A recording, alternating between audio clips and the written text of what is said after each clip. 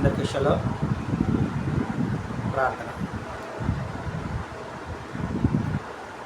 మహాగణుడ, మహోన్నతుడ, సర్వాధికారి, సర్వసృష్టికర్త, నిన్న నేడు నిరంతర ఏకరీతిగల తండ్రి, మీ ఘనమైన నామమునకు స్తుతులు స్తోత్రాలు చెల్లించుకుంటున్నాను.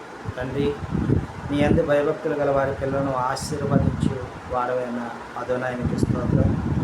నీ యందు భయభక్తులు గల వారికి రక్షణ బాహుళ్యము ఇచ్చుచున్న అదోనాయనికి స్తోత్రం.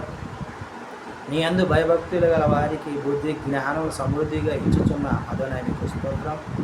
నీ యందు భయభక్తులు గల వారికి జీవ సాధనముగా ఉన్న ఎలోహిం మీకు స్తోత్రం. నీ యందు భయభక్తులు గల వారికి మేలు చేయు వాడవై ఉన్న అదోనాయి మీకు స్తోత్రం. నీ యందు భయభక్తులు గల వారికి ఐశ్వర్యము ఇచ్చువాడ మీకు స్తోత్రం. మరణపు దోతను జయించిన నీ రక్తాన్ని బట్టి అదోనాయి మీకు స్తోత్రం. నా మనస్సాక్షిని శుద్ధి చేసిన నీ రక్తానికై యెహోవా మీకు స్తోత్రం. పాప క్షమాపణ నిమిత్తము అనేకుల కొరకు రక్తం చిందించిన యెహోవా మీకు స్తోత్రం.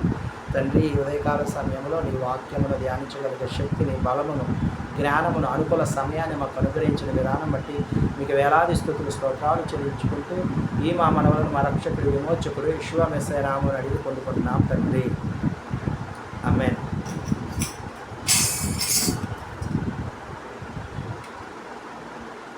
విలువలేని పాత్రను నేను, కొనువారు లేరెవ్వరు, వెలలేని నీదు రక్తంబును వెలుగొందు పాత్రగా చేయు. విలువలేని పాత్రను నేను, కొనువారు వెలలేని నీదు రక్తంబుతో వెలుగొందు పాత్రగా చేయు.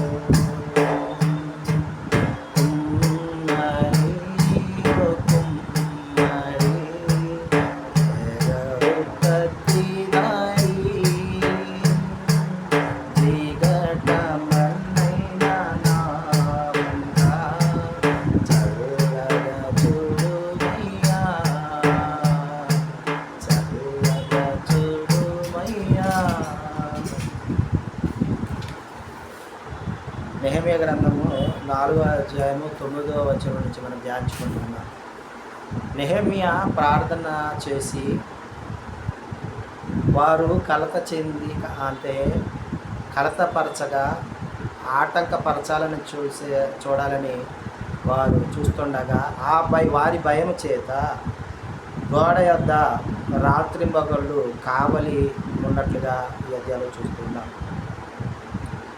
యూదావారు బలహీన పడి గోడ కట్టలేమని, అంటే నిరంతరం ఈ విధముగా కావలి కాస్తూ పనిచేస్తూ ఉండటం వలన వారు బలహీనపడి గోడ కట్టలేమని యూదావారు తెలియచేయగా, విరోధులు వీరు బలహీనులయ్యారని వీరి మధ్యలోకి వచ్చి వారిని చంపి ఇంకా వారి పనిని ఆటంకపరచాలనే ఆలోచన కలిగి ఉంటుండగా, ఆ విరోధుల మధ్యలో ఉన్నటువంటి యూదులు ఈ విషయాన్ని ఈ యొక్క బయట ఉన్నటువంటి యూదులకు వచ్చి సహాయము చేయమని కోరగా, ఈ యూదులు ఆ యూదులు కలిసి కత్తులతో ఈటలతో వారి మీదకి యుద్ధానికి సిద్ధమయ్యారు అన్న విషయము విరోధులకు తెలిసి మన యొక్క ఆలోచన వారికి తెలిసిపోయినది, మన యొక్క ఆలోచన నిరర్ధకం అయిపోయినది అని వారు తెలుసుకొని